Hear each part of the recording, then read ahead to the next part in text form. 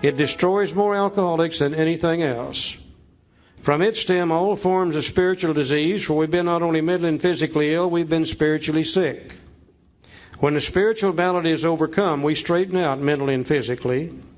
In dealing with resentments, we set them on paper. So the first thing we're going to do is look at these resentments. Now, I think we need to look at that word and make sure we understand what it means. The word resentment is made from two old words. First are the letters R-E. Re. When you see re in front of another word, it always means to do again. Like repaint, replay, redo, always means to do again. The last part of this word, sentiment, comes from an old word called sentire, which means to feel. So the word resentment itself means to re-feel. Okay. Let's say we're going through life, which we do on a daily basis, remembering always that everybody has got self-will. That's one of the problems. It's standard equipment. Everybody's got self-will. From time to time, other people get sick in self. Maybe their social instinct is out of kilter. Maybe their security instinct or their sex instinct is fouled up. And they do something to me that threatens one of my basic instincts of life. Maybe they put me down in the eyes of other people, and it threatens my self-esteem. Maybe they do something to threaten one of my personal relationships. Maybe they rip me off and steal my money from me. Maybe they do something to interfere with my sex life. Or maybe they do something that threatens one of my ambitions for the future. Now, when they do that, that's a wrong on their part for doing so. That's not a resentment. It doesn't become a resentment till I go over in the next room, or I go home that evening, and I replay that thing in my mind, and I feel the pain the second time. The first time they did it to me hurt me. But when I go over here and replay it and feel the pain the second time, then I'm doing it to myself now. They did it to me the first time, but I'm doing it the second time. And after a while, I'll replay it again. And I'll feel the pain the third time. And what I found in my life is I'm not always completely honest with me. Because it seems as though when I replay this thing, each time I tend to change it just a little bit. And I tend to make what they did to me just a little bit worse. I tend to make what I did just a little bit less. I tend to make the pain just a little bit deeper. And you let me play it over in my head enough times, after a while I can say to myself, I was just standing there doing nothing. And they come along and did it to me.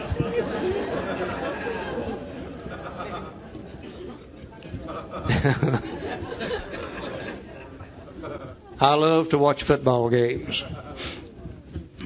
And in a football game, you'll see a guy called a quarterback that sometimes will throw a pass. And the guy that's supposed to receive it, many times it's thrown up high on purpose so the other guys can't catch it. And the guy that's going to receive it, many times has to jump way up in the air to catch it.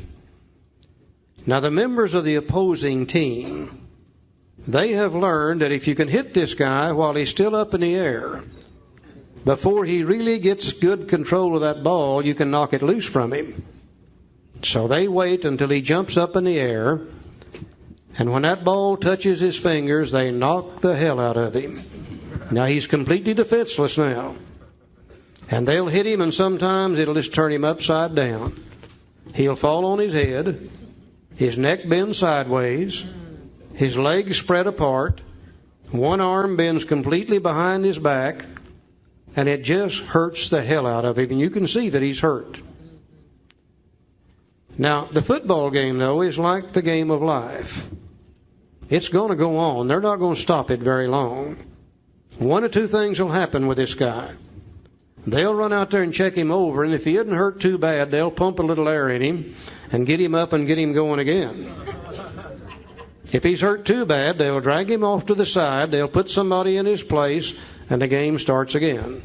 The football game is going to continue. I don't care what's happened. Now, the announcer up in the booth, though, he's got a resentment machine. Because after a while, he'll say, let's look at that again. And this time, it is in slow motion and living color. My God, it looks twice as bad as it did the first time.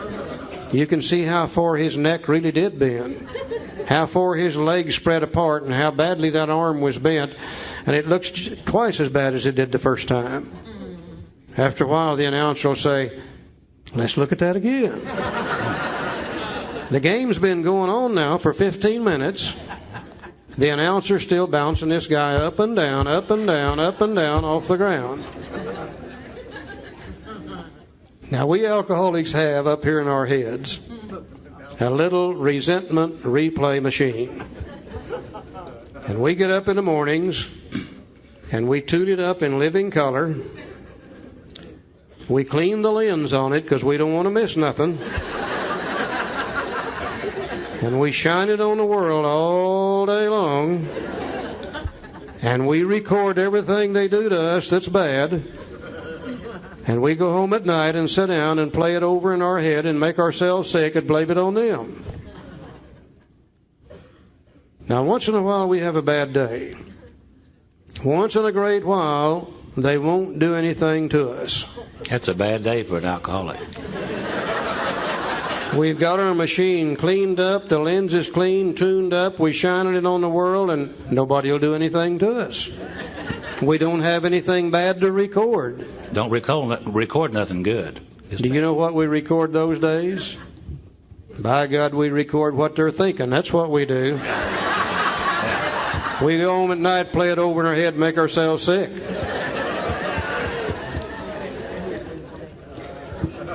Now, there's a bad thing about a resentment. Because each time you play it over your head, each time you throw it out there, after a while, it turns around, it comes back at you. And when it comes back at you, it comes back as self-resentment. And we begin to resent ourselves for being in a position to have those things happen to us. And after a while, self-resentment turns to self-pity. And that's the sickest that a human being can be up here in their head, is to be filled with self-pity. And we alcoholics love self-pity. We like to get up early in the morning, put self-pity on as a cloak of dignity, and as we go out the door, we say, here I come, mean old world, just do it to me. I know you're going to get me because you always do. It is a sick way to build our self-esteem. Because after all, if the whole world is picking on us, we must really be somebody. And my God, we love that self-pity. If you want an alcoholic mad, if you want to make them mad, you try to feel sorry for one of us. And we'll tell you in a hurry, don't you feel sorry for me. That's my damn job, you know. Is there any way that God can enter a mind filled with that kind of crap? No way. Our thinking is controlled and dominated by these resentments and all the things that go along with it. God is absolutely, completely blocked out of our mind through these resentments. At the very least, we're going to have to do something about them. Now, the instructions on how to do them are here in the big book, Alcoholics Anonymous. Are just so simple that we never could see them before. We've given you a sheet in your handout material called A Review of Resentments. I believe that's page 9 and 10. And what I would ask you to do now is take those last two columns, try to fold them over where you can't even see them. where all you're looking at is column 1, 2, and 3. The example on page 65 has already been filled out.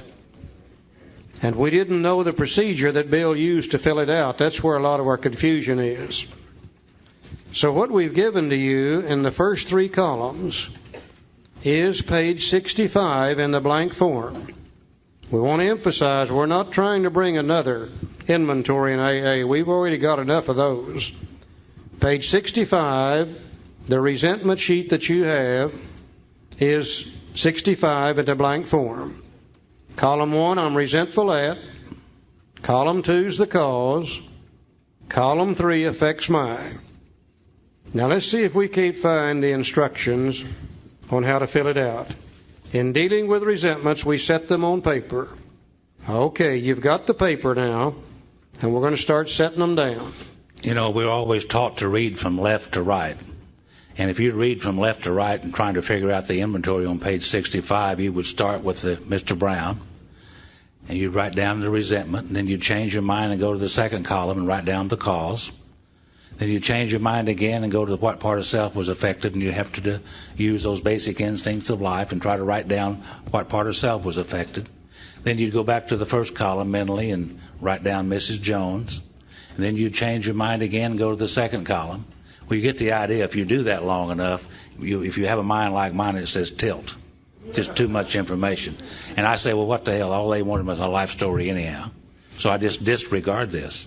Well, we didn't know how to fill out this column. It seems to us that you fill this out 1 column at a time from top to bottom, leaving a little space in between the names in column 1. So you'll fill that in over in column 2 and a little bit later. Because our book said that we listed people, institution, or principle with whom we are angry, period. From top to bottom in column 1, we would simply write down all the people, principles, or institution with whom we are angry from top to bottom, leaving a little space between each one of them all the way down. People, that's self-explanatory. Institutions are those things such as the police department, the Internal Revenue Service, the federal government, the church, etc. Principles are those old guiding, I hate to use the word laws, but it's the only thing I can think of, natural laws that's interfered with our style of living. The 10 Commandments, that's a set of principles. And when I was out there drinking, I don't want to hear nothing about the 10 Commandments.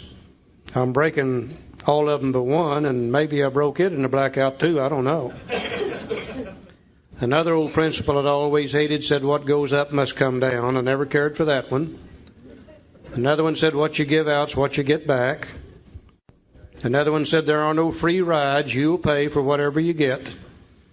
And my dad used to say, when you lay down with dogs, you'll get fleas on you every time. Those old principles that interfered with our style of living. Now, you don't need to be sober very long to do this. All we got to do is take these things out of our head, put them down on paper. You don't have to have a high education to do this.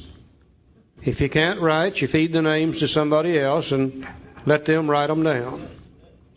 And while our mind is on one thing and one thing only, let's fill out the first column from top to bottom. I've never seen an alcoholic yet that did not know just who and what, by God, we're mad at. We spend thousands of hours sitting around in bars talking about it. All we got to do is take it out of our head, put it down on a piece of paper, and we would have completed the first instruction. And hopefully the same thing will happen to you that happened to me when I did this. They came to me and they said, list your resentments. And I said, I don't have any. And they said, surely you got one or two. Maybe you don't understand what the resentment is. And they explained to me that it was to re-feel old pains and old hurts. And I said, oh yeah, I got a couple of those. They said, put them on paper. Leave a little space in between each one. So I got a sheet of paper and leaving space between like the book does. First thing I knew, I had about 8 names on that sheet of paper. And I reached over and got another sheet of paper. And after a while, I had 8 more listed. And I got another sheet of paper, and next thing you know, I had 8 more listed, and I got another sheet of paper. I got up to about 152. And I said, man, you're madder than hell at everything. I did not know that. You can only see one resentment at a time in your head. I don't think any of us will ever see how many resentments we really do have and how much they control and dominate our thinking till we get them all down on a sheet of paper and see them in their entirety for the first time. Now, we've made a decision to let God direct our thinking. And if we've got that many resentments, then resentments direct our thinking and God can't, and it's just that simple. Just by the listing of the names, we learn something very valuable about ourselves, how resentful we really are. You just can't see this stuff in your head. It has to go on paper. So we filled out the first column. Now, Bill said Mr. Brown, Mrs. Jones, my employer, and my wife. He probably had more than that. I think he just didn't want to use any more space in the big book. Mine was that long, long list of about 152 names, Joe. So we asked why we were angry, period. Stop right there and go to the second column, the cause. Now, he's in the illustration, and he used here very short and sweet, just 4 or 5 little words, not too many words to describe the cause. Simplicity is the key here in the second column. Now, he's resentful at Mr. Brown. Why? His attentions to my wife. He told my wife of my mistress. Brown may get my job at the office. Now, I don't even know Mr. Brown. I'm already mad at him myself. Now, he's resentful at Miss Jones because she's a nut. She snubbed me. She committed her husband for drinking. He's my friend, and she's a gossip. What she did was put his old drinking buddy in the nut house, and he don't like that at all. Now, he's mad at his employer. Why? Well, he's unreasonable and unjust and overbearing. Probably said, say, Bill, by the way, where were you all day yesterday anyhow? He threatens to fire me for drinking and padding my expense account. That's unreasonable as hell, isn't it? Yeah, very narrow-minded. Now, he's really mad at his wife. She misunderstands and nags, and she likes old Brown. And she wants the house put in her name. Yeah. Uh-huh. You tie that together, liking old Brown, wanting the house put in her name, it's about time to get a little bit upset, isn't it? So simply in the second column, we just write down, we ask ourselves why we were angry beside each name one at a time, using 4 or 5 little words to describe the cause. There may be one cause or there may be 2 or 3 causes, but we simply write them down in the second column. We're not going to write any big, long essays. No. Just a few simple words by each name. And it may be one cause, or there may be multiple causes, as we have here. Whatever it is, we put it down. I filled out the second column, and I began to realize something that's become very valuable to me. I began to realize it's not the people and the institutions that I'm upset with. It's what they've done to me that's got me upset. You know, I can take Mr. Brown out of here and put Mr. Green in. I'll be just as upset with Green as I am with Brown if he does the same thing to me. I could take Mrs. Jones out of here and put Mrs. Smith in. If Smith does the same thing, I'm going to be just as upset with her as I am with Jones. Well, I could take my wife out of here and put my mistress in. And if she does the same thing, I'll be just as upset with her. I begin to realize it's not them that's got me upset. It's what they've done to me that's got me upset. Now, the reason that's valuable is because of this. I'm getting ready to start out on a lifetime-changing process to develop the best possible relationship that I can with the world and everybody in it, so I can have maximum peace of mind and serenity. A part of that relationship is a little later on in my program, I'm going to have to go to a bunch of people and ask them to forgive me for what I've done to them. By the same token, I'm going to have to forgive others for what they've done to me. And a part of that forgiving process can start right here. When I begin to realize it's not them, it's what they've done that's got me upset, that starts getting names out of the way. And it's going to make it a lot easier to handle this in the future. So I filled out 2 columns now. Number 1, I learned how resentful I really am, how much that blocks me from God. And number 2, I've learned it's not them I resent. It's what they've done to me that I actually resent. 2 valuable things. Now let's look at the 3rd column. In most cases, it was found that our self-esteem, our pocketbooks, our ambitions, our personal relationships, including sex, were hurt or threatened. So we were sore, we were burned up. On our grudge list, we set opposite each name our injuries. Was it our self-esteem, our security, our ambitions, or our personal or sex relations which had been interfered with? We were usually definite as this example. And again, using that information that we got from the basic instincts of life, we simply fill out the 3rd column. What part of self was affected by that? What basic instinct was threatened by the actions that those people did? I can't be upset with you unless you've done something to threaten one of these basic instincts of life. If you threaten my social instinct in any way, my self-esteem, my personal relations, etc., you're going to upset me and make me angry. If you threaten my security, either material or emotional, you're going to upset me and make me angry. If you threaten my sex life in any way, you're going to upset me and make me angry. And as I begin to fill out the 3rd column and put down the part of self that is affected, in most cases I begin to see a pattern develop. Maybe beside each name I'm putting down self-esteem. Maybe I begin to see my main problem is self-esteem.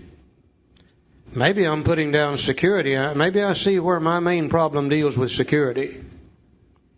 Maybe I'm putting something under sex each time. I begin to realize that the sex thing is my main problem. I begin to see which part of self really does stand out. Probably going to be a combination of all 3. But I can certainly see which part of self really does predominate and stand out when I keep seeing it appear over and over and over and over again. When I filled out the 3rd column, here's where I've learned something that I think is the most valuable thing I ever learned about me. As I filled out the 3rd column for the first time in my life, I could see where anger comes from. I've always had a problem with anger. I've always acted and reacted with anger. I would do something that would hurt other people. I would be ashamed of it. I'd say, I'll never do that again. I'll turn right around, get angry, do it all over again. You can't do anything about a problem till you understand the problem. I never did understand where anger come from. I always thought it was just one of those feelings that flitted into your mind. You could do nothing about it. Today I realize that anger comes from a threat to one of these basic instincts of life. Now, if my basic instincts are under control at the level that God intended, if my relationship with God is okay, you can do about anything you want to me, and I'm not going to experience anger over it. But I'll guarantee you, if my instincts are out of control, my relationship with God is not right, about anything you do to me that threatens a basic instinct creates anger. And I romp and stomp and raise hell with you and everybody around you. You know, this lady that I'm married to today, hopefully I can introduce you to her tomorrow. She's here with us this weekend. A beautiful lady named Barbara. If there's any such thing as a black belt Al-Anon, she's one of them. She's got now about 31 or 32 years in the Al-Anon Fellowship. Great, great program. But Barbara is like all human beings. She has self-will too. Now, once in a great while, she'll get sick in self. Al-Anons do that once in a while. Not too often, but once in a while. And she'll do something that threatens one of my basic instincts of life. And when she does it, it hurts. Now, I found that if my relationship with God is right and my instincts are at the level God intended, I'm able to say, well, the poor old thing. They're sick just like we are, and they can't help it any more than we can, and that thing will just slide off of my back and just won't bother me at all. And I just go on about my business. Now, 30 days later, though, the same lady does the same thing. Only this time, my instincts are not under control. And my relationship with God's not right today. And I react to what she did with anger. And I romp and I stomp and I raise hell with Barbara and everybody around me all day long. The same lady did the same thing. But I choose to react to it in an entirely different manner, based upon my relationship with God and where my instincts are that day. Thank God I've learned that. Because you see, I can't do anything about Barbara. And I can't do anything about any other human being on earth. But I can do something about my relationship with God and keeping my instincts under control where I don't have to get angry. And if I don't have to get angry, I'm in much less chance of drinking than I am if I just continue that anger over and over and over. Thank God I've learned that. One of the best pieces of information I ever found. Now, we have filled out 3 columns. Column 1, we listed the people we're angry with, resentful at, and we realized how resentful we really are and how much that blocks us off from the sunlight of the Spirit. Column 2, we've learned it's not them we're resentful at, it's what they've done to us. Column 3, we've learned it's not even what they've done to us. It's how we choose to react to it based on our relationship with God and whether our instincts are under control or not.